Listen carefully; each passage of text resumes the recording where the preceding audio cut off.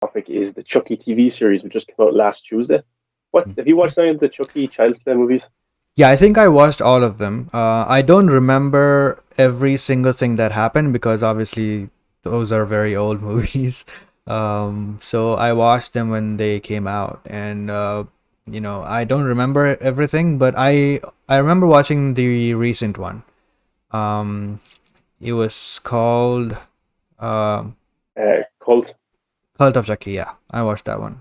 Yeah, yeah. So yeah. So this is a 30-year franchise. The first movie came out in 1988, and the same creator, the same voice actor, same director are involved with the TV show.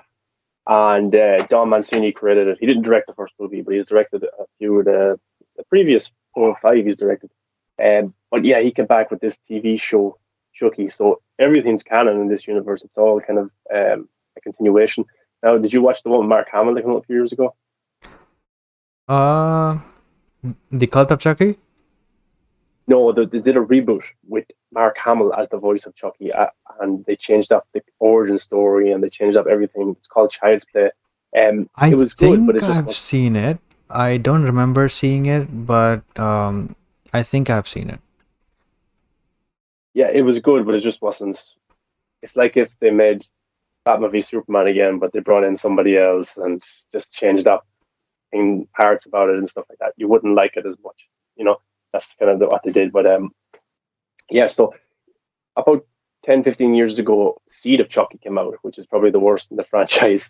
Where Yeah. Chucky has a kid. It's basically a comedy, and that didn't do too well financially, so it kind of killed the franchise for about a decade.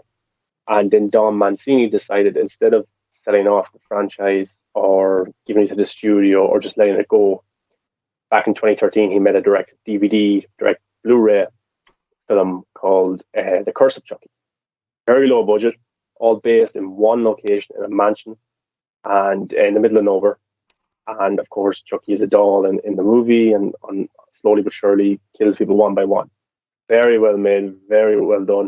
It made a Yeah. lot of money in streaming or in DVDs and did well on streaming, which led to a sequel being greenlit, The Cult of Chucky, which came out in 2017. Mm-hmm.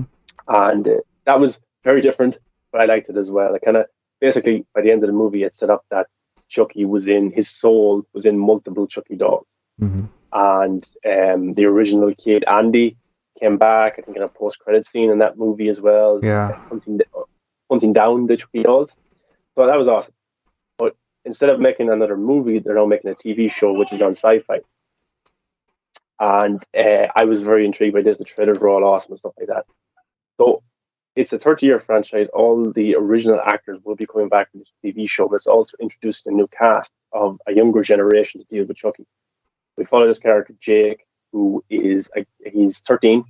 He's gay, but he's dealing with his sexuality. His father doesn't like him being gay and stuff like this, and he has a crush on a guy at school who is hosting a murder podcast, which he listens to. And we find out in this murder podcast, there's actually been 11 deaths in what's the name of the town? I forget now, but the town where it's located, Hackensack is what the town is called. There's been 11 murders that in this year.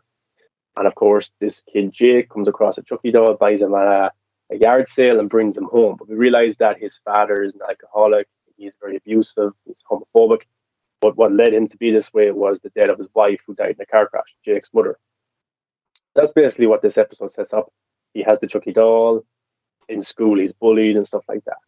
And we don't get to see any of the original cast, like Andy, or we're going to get to see some of the characters from Child's Play 2 come back. Tiffany will come back as well, played by Jennifer Tilly. Some other actors will come back too, because Chucky had a kid in Seed of Chucky, Glenda. I think it's a. I think I haven't seen that one, and apart from that, I Okay, think yeah. I've So he seen has, all. yeah, he has a kid in that one, Glenda, who is rumored to appear in this one. He has two twins as well. It's a fucked up movie, but the ending, the last 15 minutes, are probably the best. So all these characters are set to return in this series. We don't get to see them in episode one just yet. Sorry to hear noise. My brother's gaming in the next room. He's raging.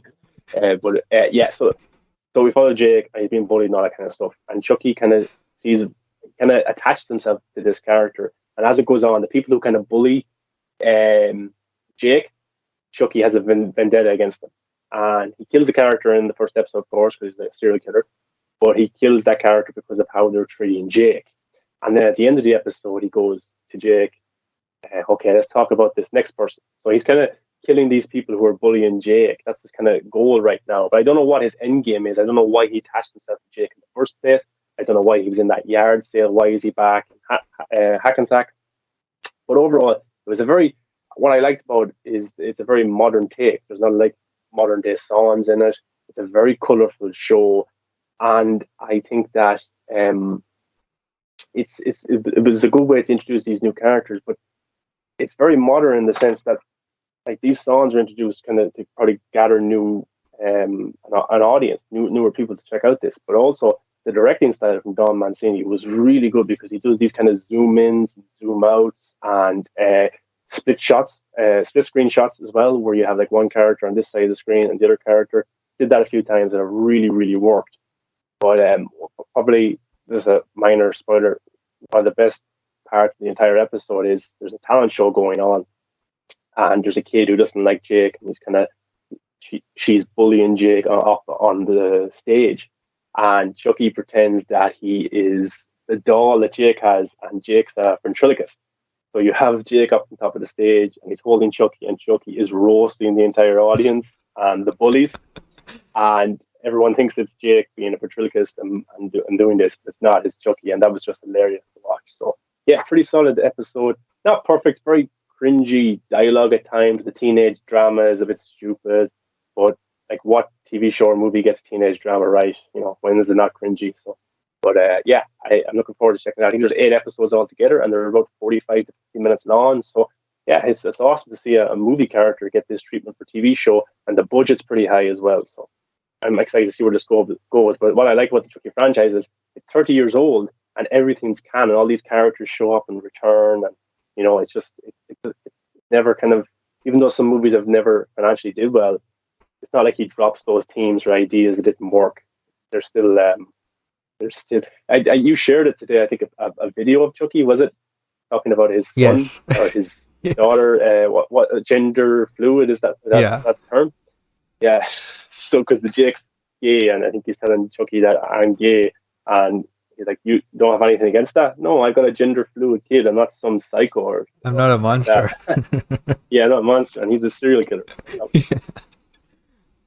I like the character a lot. Like, even though I didn't like some of the movies or, you know, some of the choices and stuff, I still enjoy it because it's so unique. There's literally no other character like this in movies, especially in the horror genre.